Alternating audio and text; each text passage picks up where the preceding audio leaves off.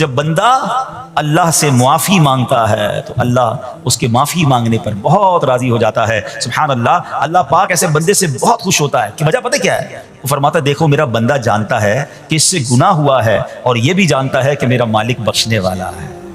اللہ کی رحمت سے مایوس نہیں ہونا ہے. گناہ ہو گیا اب فوراً توبہ کرنا, استغفار کریں. سبحان اللہ. اللہم اغفر لی, اللہم اغفر لی, یہ پڑھنے کی عادت بنائیں. ٹھیک ہے, اور اس کے معنی بھی ہمیں پتہ ہونا چاہیے کہ یا اللہ مجھے بخش دے, یا اللہ مجھے بخش دے. اور سبحان اللہ, ہو سکے تو استغفار کے اور بھی الفاظ ہیں, استغفر اللہ, استغفر اللہ. ہمارے شجرہ قادریہ طاریہ میں سید الاستغفار لکھا ہے, وہ پڑھنے کی عادت بنائیں. کم از کم 100 بار تو دن میں استغفار کریں نا. اے کاش کہ ہم استغفار کرنے والے بن جائیں. اور آپ کو شاید پتہ نہیں ہے, استغفار جہاں گناہوں کی معافی ہے نا, وہاں یہ بہت سارے مسائل کے حل کی کنجی بھی ہے. آپ اگر پرابلم میں ہیں, روزی کے مسائل ہیں, اولاد نہیں ہو رہی ہے, یا کوئی بھی پرابلم ہے, ایک واقعہ سنیے. حضرت امام حسن بصری رحمۃ اللہ تعالی, بہت بڑے بزرگ ہیں. ایک شخص آیا, آ کر کہتا حضور بارش نہیں ہو رہی ہے, قحط کی پوزیشن آ گئی ہے, بارش نہیں ہو رہی, دعا فرمائیں, کو وظیفہ عطا فرمائیں. آپ نے فرمایا استغفار کرو. وہ چلا گیا. اچھا, ایک بزرگ بیٹھے تھے, ان کے پاس حضرت ربیع بن صبیح رحمۃ اللہ, وہ دیکھ رہے تھے. دوسرا بندہ آیا, کہتا حضور تنگ دستی ہے, کاروبار میں ڈاؤن ہے, رزق میں تنگی ہے. آپ نے فرمایا استغفار کرو. تیسرا شخص آیا, کہتا حضور اولاد نہیں ہو رہی ہے, حصول اولاد کے لیے وظیفہ لینا ہے. فرمایا استغفار کرو. چوتھا بندہ آیا, وہ کہتا ہے کہ حضور میرے باغ میں, فصلوں میں پیداوار کی کمی ہے. فرمایا استغفار کرو. حضرت ربیع بن صبیح کہتے ہیں حضور پہلا بندہ الگ پرابلم لے کر آیا, دوسرا الگ, تیسرا الگ, چوتھا الگ, چاروں کو ایک ہی دوائی, چاروں کو ایک ہی وظیفہ, استغفار استغفار. آئے ہائے, بڑوں کی بڑی باتیں ہیں. قرآن میں بھی پڑھتا ہوں, قرآن آپ بھی پڑھتے ہیں, مگر دیکھو اللہ والے کیسے پڑھتے ہیں. کیا خوبصورت جواب دیا آپ نے. آپ فرماتے ہیں سورہ نوح پارہ 29 آیت نمبر 10 سے 12 کی آپ نے تلاوت فرمائی. اب ذرا قرآن سنیے گا. بسم اللہ الرحمن الرحیم. استغفروا ربکم انہ کان غفارا یرسل السماء علیکم مدرارا ویمددکم باموال وبنین ویجعل لکم جنات ویجعل لکم انہارا. سبحان اللہ. ذرا سنیے گا, اپنے رب سے معافی مانگو. استغفروا ربکم انہ کان غفارا, بے شک وہ بڑا معاف کرنے والا ہے. اب دے گا عطا, کیا فرمائے گا؟ یرسل السماء علیکم مدرارا, وہ تم پر موسلا دھار بارش بھیجے گا. وَيُمْدِدْكُمْ بِأَمْوَالٍ وَبَنِينَ وَيَجْعَلْ لَكُمْ جَنَّاتٍ وَيَجْعَلْ لَكُمْ أَنْهَارًا. فرمایا اور مالوں اور بیٹوں سے تمہاری مدد فرمائے گا, اور تمہارے لیے باغات بنا دے گا, اور تمہارے لیے نہریں بنائے گا. باغات بھی بڑھ رہے ہیں, اولاد بھی عطا ہو رہی ہے, مال بھی بڑھ رہا ہے, بارش بھی ہو رہی ہے. کسی سے؟ استغفار سے. تو استغفار یہ آپ کے بہت سارے پرابلمز کا حل ہے, مسائل کا حل ہے. بس اپنی زبان استغفار سے تر رکھیں. اچھا, پھر اس میں تھوڑی سی شرمندگی بھی ہو. ایسا نہیں کہ استغفار بھی ہو رہا ہے اور دماغ کہیں اور ہے, مسکرا بھی رہے ہیں, ہنس بھی رہے ہیں, اور استغفر اللہ, کسی سے معافی مانگتے ہوئے ہنستا ہے کیا بندہ؟ استغفر اللہ ربی من کل ذنب واتوب الیہ. یا اللہ میں اپنے سارے گناہوں سے تجھ سے معافی مانگ رہا ہوں. بہت سارے استغفار کے سیکھ ہیں. استغفر اللہ العظیم من کل ذنب عظیم. اے اللہ میں تجھ سے استغفار کرتا ہوں, وہ رب جو بہت عظیم ہے, اپنے سارے بڑے گناہوں سے میں استغفار کرتا ہوں. الگ الگ سیغوں سے اللہ کی بارگاہ میں استغفار کریں. ہو سکے تو کبھی گناہ یاد آئیں تو آنسو بھی بہ رہے ہوں, مگر یہ استغفار اللہ کو بڑا پسند ہے, معافی رب کو بہت پسند ہے. ابو اللیث سمرقندی رحمۃ اللہ تعالی لکھتے ہیں پچھلی قوموں میں ایک شخص تھا, اس نے بہت گناہ کیے تھے. ایک بار اس نے اپنی پچھلی زندگی کے بارے میں سوچا, گناہوں کے بارے میں غور و فکر کیا, تو اسے شرمندگی ہوئی. اس نے نادم و شرمندہ ہو کر 3 مرتبہ کہا اللہم غفرانک, اللہم غفرانک, اللہم غفرانک. اے اللہ تیری بخشش, اے اللہ تیری بخشش, اے اللہ پاک تیری بخشش. اسی لمحے اس کو موت آ گئی اور اللہ پاک نے اس کی بخشش فرما دی. آئیے ہم بھی پڑھ لیتے. اللہم غفرانک, اللہم غفرانک, اللہم غفرانک. استغفار کرنا, توبہ کرنا, گناہ یاد کر کے شرمندہ ہونا, یہ اللہ کو کتنا پسند ہے. ایک سبحان اللہ, اس کے بارے میں چند برکتیں آپ کو بیان کرتا ہوں. بڑی عظیم برکت یہ ہے کہ اس کی بدولت بندے کا تنگی اور غم دور ہو جاتا ہے. حدیث پاک میں ہے جو ہمیشہ استغفار کرتا رہے, اللہ پاک اس کے لیے ہر تنگی سے نکلنے کا راستہ بناتا ہے, ہر فکر و غم سے اسے خلاصی عطا فرماتا ہے. اس کی ایک برکت یہ بھی ہے کہ ایسے بندے کو اللہ پاک غیب سے رزق عطا فرماتا ہے. حدیث پاک میں ہے استغفار کرنے والے کو اللہ وہاں سے رزق عطا فرماتا ہے جہاں اس کا گمان بھی نہیں ہوتا ہے. اتنی مہنگائی ہے, اتنی مشکلیں ہیں, اتنی تنگی ہے, لوگ قرضے میں ہیں, کبھی ادھر جاتے ہو کبھی ادھر جاتے ہو. ارے بھائی سب کے پاس جاتے ہو, رب کے پاس کیوں نہیں جاتے؟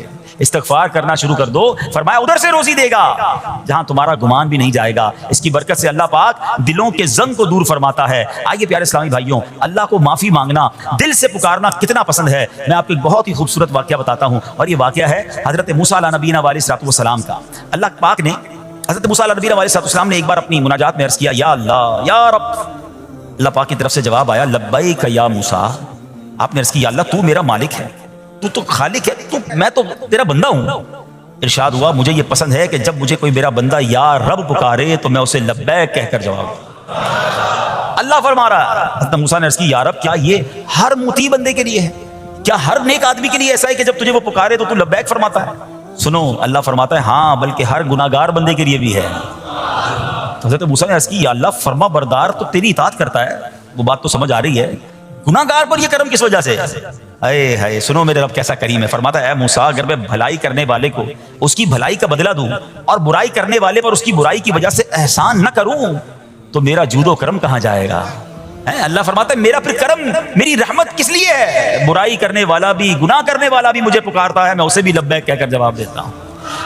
حضرت موسیٰ علیہ نبینا علیہ السلام کو ایک بار وحی نازل ہوئی کہ اے موسیٰ فلاں علاقے میں جاؤ، ہمارا ایک نیک بندہ اس کا انتقال ہو گیا ہے، جا کے اس کو غسل دو، اس کو کفن دو اور اس کا جنازہ پڑھو۔ حضرت موسیٰ وہاں پہنچ گئے اور جب وہاں جا کر آپ نے لوگوں سے کہا کہ مجھے فلاں بندے کے پاس لے جاؤ جس کا انتقال ہوا ہے، مجھے غسل دینا ہے، کفن پڑھنا ہے، جنازہ پڑھنا ہے، لوگوں نے کہا حضرت یہ تو زمانے کا گناہگار بڑا بےہودہ بڑا بدکار شخص تھا، آپ کو رب کا حکم تھا، آپ نے غسل بھی دیا، کفن بھی پہنایا، جنازہ بھی پڑھا، پھر رب کی بارگاہ میں عرض کی مولا بندے تو یہ کہہ رہے ہیں یہ تو بہت برا آدمی تھا، تو نے مجھے بھیجا اور فرمایا تیرا پیارا بندہ، میں نے جنازہ بھی پڑھ دیا، غسل اور کفن بھی دیا۔ اب ذرا آپ سوچیں کہ کسی کا جنازہ حضرت موسیٰ پڑھ دیں تو اس کی تو بخشش کا تو کوئی مسئلہ ہی کوئی نہیں نا، وہ تو اللہ کے نبی جس کا جنازہ پڑھے غسل دے تو یا اللہ تو نے ایسا انتظام فرما دیا۔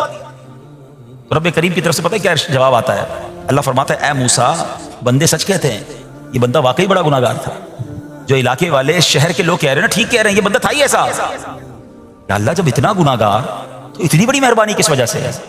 ارشاد ہوا اے موسیٰ اس بندے نے مرنے سے پہلے مجھ سے 5 کلمات کے ذریعے بات کی، مناجات کی، مجھے پکارا، 5 سینٹنس تھے، 5 کلمے تھے، اور اے موسیٰ اس کی وجہ سے میں نے اس کی مغفرت فرما دی۔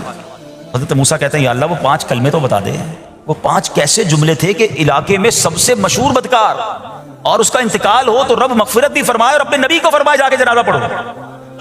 تو آپ نے کہا یا اللہ وہ 5 کلمات بتا دے۔ آپ ذرا یہ 5 کلمات سنیے گا، ایکچولی جو بات سمجھنی ہے نا، استغفار ہے کیا، معافی مانگنا ہے کیا، توبہ کیا ہے؟ اللہ فرماتا نا کہ ہم نے سنا کہ جو بندہ اللہ سے استغفار کرتا ہے اللہ اسے دیکھ کر مسکراتا ہے، اس کی وجہ یہ کہ بندہ رب کی بارگاہ میں اپنے آپ کو سرنڈر کرتا ہے، اپنے گناہ یاد کرتا ہے، اپنی کم مائگی کا اظہار کرتا ہے۔ وہ کہتے ہیں الندم التوبہ، شرمندگی توبہ ہے، شرمندہ ہو جائے نا انسان۔ دنیا میں پتہ ہے کیا معاملہ ہے؟ ہم کسی عدالت میں جا کر کہہ دیں ہم نے جرم کیا ہے، اقبال جرم، ٹھیک ہے، تو کیا ہوتا ہے؟ جج کہتا ہے پھر اس کو گرفتار کرو اور سزا سناؤ، بندہ خود ہی مان رہا ہے، گواہوں کی ضرورت کیا ہے؟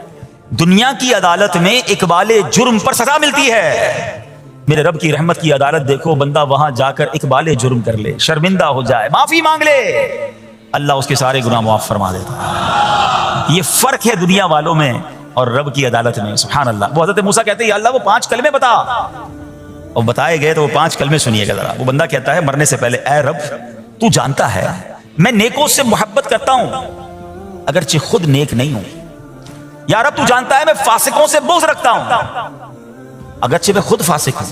سمجھ رہے ہیں بات؟ اللہ نیکوں سے پیار کرتا ہوں، مجھے پتا ہے میں خود نیک نہیں ہوں، میں گناہ گاروں سے نفرت کرتا ہوں حالانکہ میں خود بھی گناہ گار ہوں، کہیں بھی اپنی بڑائی نہیں ہے، میں گناہ گار، میں بدکار، مگر اللہ میں پیار کرتا ہوں نیک لوگوں سے۔ تیسرا جملہ کیا تھا؟ یا رب اگر مجھے معلوم ہو جائے کہ میرے جنت میں داخل ہونے سے تیری ملکیت میں کوئی کمی آ جائے گی تو اللہ میں تجھ سے پھر جنت کا سوال کرنا چھوڑ دوں گا۔